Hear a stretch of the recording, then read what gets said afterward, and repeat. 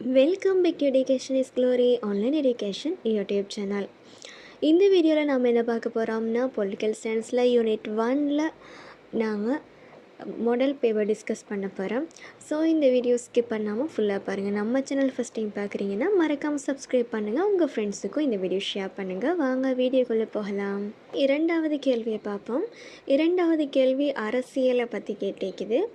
அரசியல் தொடர்பான கேள்வி. அதனால் அரசியலை பற்றி நாங்கள் படிச்சுட்டு அதுக்கப்புறம் கேள்விக்குள்ளுக்கு வருவோம். அதாவது அரசியல் என்றால் என்னது? அரசியல்ன்றது தேசத்தை ஆட்சி புரிதல். இது ஒரு வாய்மொழி ரீதியான இலகுவான பதிலாக காணப்படுகிறது. தேசத்தை ஆட்சி புரிதல். தேசம் என்ற என்னது? நாடு. நாட்டை ஆட்சி செய்கிறது தான் அரசியல். இது ஒரு வாய்மொழி ரீதியான பதில். இது கல்விசார் நோக்கில் 2 வரைவிலக்கணங்கள் இருக்குது. அதில் முதலாவது வரைவிலக்கணம் அரசு, அரச நிர்வாகம், ஆட்சி என்பவற்றை அடிப்படையாக கொண்டதே அரசியல் ஆகும். அரசு, அரச நிர்வாகம், ஆட்சி என்பவற்றை அடிப்படையாக கொண்டதே அரசியல் ஆகும். இரண்டாவது வரைவிலக்கணம் அரசுக்கு வெளியில் பிரஜைகள் பங்கு பற்றும் சமூக பிரயோகமே அரசியல் ஆகும். அரசுக்கு வெளியில் பிரஜைகள், மக்கள் பங்கு பற்ற சமூக பிரயோகமே அரசியல் ஆகும். இவ்வாறு 2 கல்விசார் விளக்கங்கள் இருக்குது. இதில் நாங்கள் முதலாவது பார்ப்போம். கல்விசார் விளக்கத்தில் அரசு, அரச நிர்வாகம், ஆட்சி என்பவற்றை அடிப்படையாக கொண்டதே அரசியல் ஆகும். அதாவது ஆங்கில மொழியில் பொலிட்டிக்ஸ் என்ற சொல் கிரேக்க மொழியில் இருக்கிற பொலிட்டிக்கோஸ் என்ற சொல்லிருந்து தோன்றியிருக்குது. இதில் பொலிஸ் என்ற ஒரு வார்த்தை உள்ளடங்கியிருக்குது. பொலிஸ் என்று சொல்கிறது நகர அரசு. நகர அரசுன்னா அதாவது ஒரு சிறிய நகரத்தை மையப்படுத்திய அரசு. சிறிய நகரத்தை மையப்படுத்திய அரசு. கிரேக்க காலத்தில் அரசியல் என்கிறது நகர அரசு தொடர்பாக ஆராயிற ஒரு கற்கையாகவே கருதப்பட்டிருக்குது. கிரேக்க காலத்தில் அரசியல் என்றது நகர அரசு தொடர்பான விடயங்களை ஆராயிற ஒரு கற்கையாகவே கருதப்பட்டிருக்குது. இந்த நகர அரசில், இதில் கிரேக்க நகர அரசில் அதாவது நேரடி ஜனநாயக ஆட்சி காணப்பட்டிருக்குது. நேரடி ஜனநாயக ஆட்சி, மக்கள் ஆட்சி காணப்பட்டிருக்குது. இங்கே சுய தேவை பூர்த்தி பொருளாதாரம் காணப்பட்டிருக்குது. அடுத்ததாக இங்கே சுதந்திரம், மக்கள் ஆட்சி எல்லாமே காணப்பட்டிருக்குது. இது கிரேக்க காலத்தில் அரசியல் என்கிறது நகர அரசு தொடர்பான விடயங்களை ஆராயிற ஒரு கற்கையாகத்தான் கருதப்பட்டிருக்குது. அடுத்ததாக பார்ப்போம். சமூக பிரயோகம் என்ற வகையில் அரசியலை விளங்கி கொள்வது. அதாவது சமூக பிரயோகம் என்ற வகையில் அரசியலை விளங்கி கொள்வது. இது இரண்டாவது தலைப்பு. இது ஷோர்ட்டாக பார்த்துட்டு போகிறது கேள்வி என்றதால் பாருங்கள்.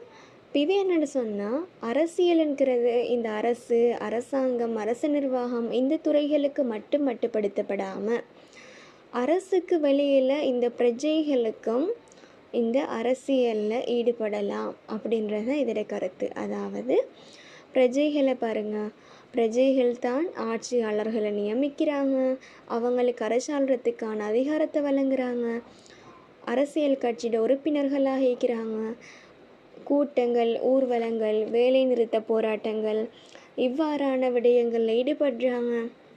அப்போ இதன் அடிப்படையில் ஆட்சியாளர்கள் மட்டும்தான், அதாவது அரசியல்வாதிகள் மட்டும்தான் அரசியலில் ஈடுபடுறதுண்டு இல்லை. அவங்க மட்டும் இல்லாமல் பிரஜைகளும் அரசியலில் ஈடுபடுறாங்க அப்படின்றது தான் இதோட கருத்து. அதாவது இந்த விடயம் கிரேக்க காலத்திலிருந்தே நடைபெற்று வர ஒரு விடயமாக காணப்படுகிறது.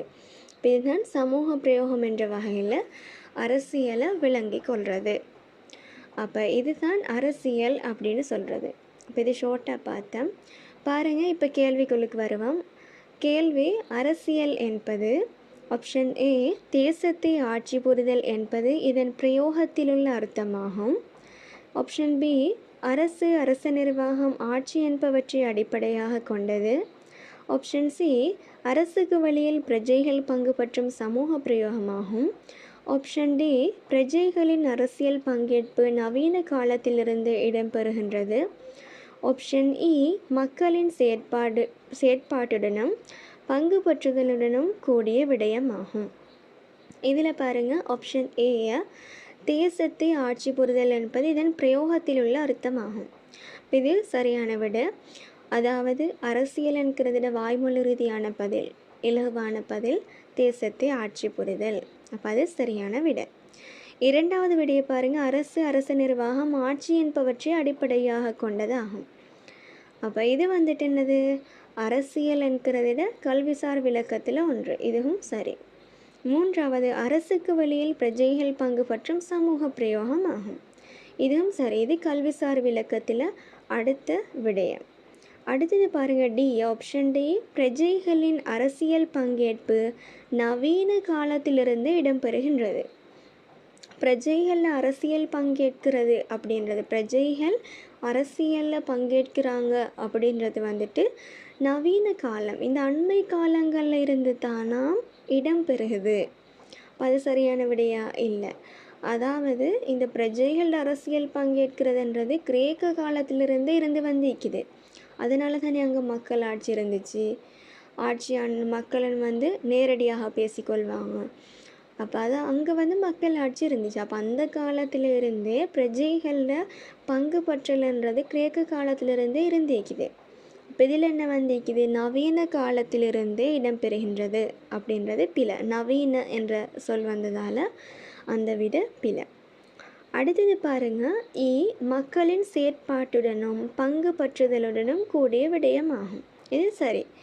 இந்த அரசியல்ன்றது மக்களோட செயற்பாடு இருக்கும், இங்கே பங்கு பற்றுதல் இருக்கும். அப்போ அதோட கூடிய ஒரு விடயமாக காணப்படுகிறது. அப்போ இது சரி. இப்போ சரியான கூற்றுக்களோட தொகுதி என்னது, ஏ பி சிஇ, ஏபிசிஇ. இதில் டி விட பிழை. ஏன்னு சொன்னால் நவீன காலத்திலிருந்து இடம்பெறுகிறது அப்படின்னு சொல்கிறது பிழையான விட. அப்போ ஏபிசிஇ இதுதான் சரியான விட. தேங்க்ஸ் ஃபார் வாட்சிங். இந்த வீடியோ பிடிச்சிருந்தால் லைக் பண்ணுங்கள், கமெண்ட் பண்ணுங்கள், ஷேர் பண்ணுங்கள்.